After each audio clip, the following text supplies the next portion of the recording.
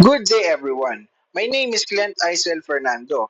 Today, I am going to show you my project, a betting game called Baccarat.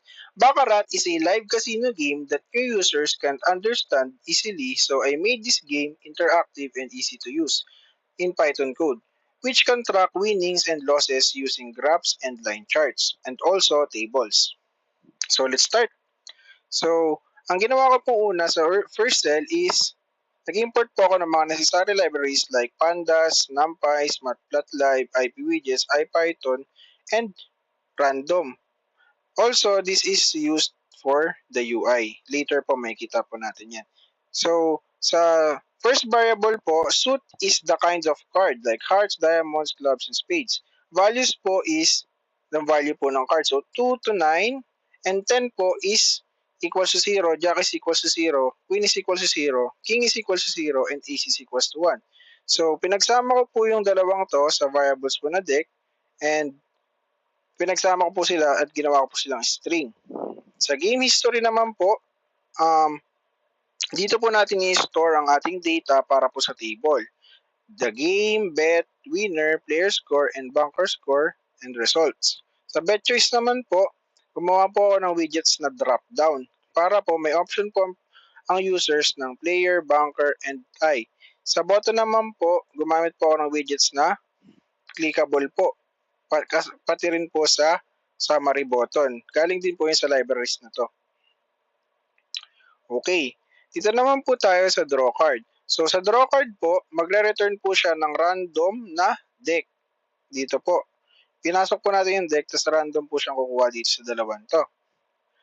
Also sa calculate po, i-split niya po yung card, tapos mare-return lang po single digit number kasi po imo-modulo po natin siya sa 10. Dito naman po sa function na to, ang function po nito is mag-show po ng visualization po ng card mamaya sa UI. Dito naman po tayo sa process po ng game. So, ito pong function nito is para sa process ng game. So, sa player's hand po, magdodraw po tayo ng 2 cards. Sa banker's hand din po, magdodraw tayo ng 2 cards, random drilling po yan. Tapos, papasok po yung player's hand dito para makalculate po yung score. And also sa banker's score din po, makalculate.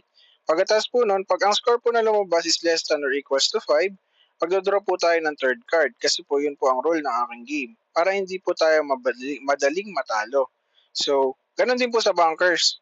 Less than or equals to 5, magdodraw po tayo ng third card para fair ang ating game. So, dito naman po sa if else po na ito is magdi-display na lang po tayo dito ang mga results. So, sa function po na show summary, dito na po may papasok yung mga results po natin sa summary. Katulad po ng line graph, bar graph, and also ibang details din po. Tapos dito naman po tayo sa mga button. So, ito po, kinol ko po siya dito. Pag na-click po yung button, magpe-play na po siya and sa summary po, mapapakita na po yung summary.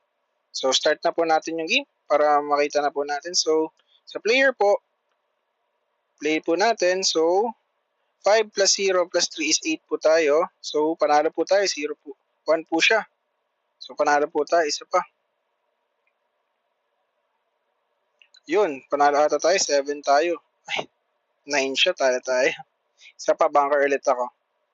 Yan. Ilan tayo? 2 lang tayo. 4 siya, panalo siya. Ay, panalo tayo. Bunker pala.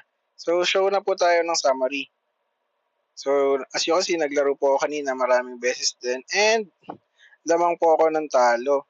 So, sobrang random po nang lumalabas. Kaya minsan natatalo rin po ako. So, sa graph po nito, makikita natin na meron tayong winnings and losses. So, ito po yung numbers of game. So, makikita po natin na lamang talaga ang talo ko. So, makikita po natin dito na random po talaga ang lumalabas sa deck of cards. So, sa NAND po na to, hindi lang po siya na-load ng maayos. So, show summary po ulit natin. Yan.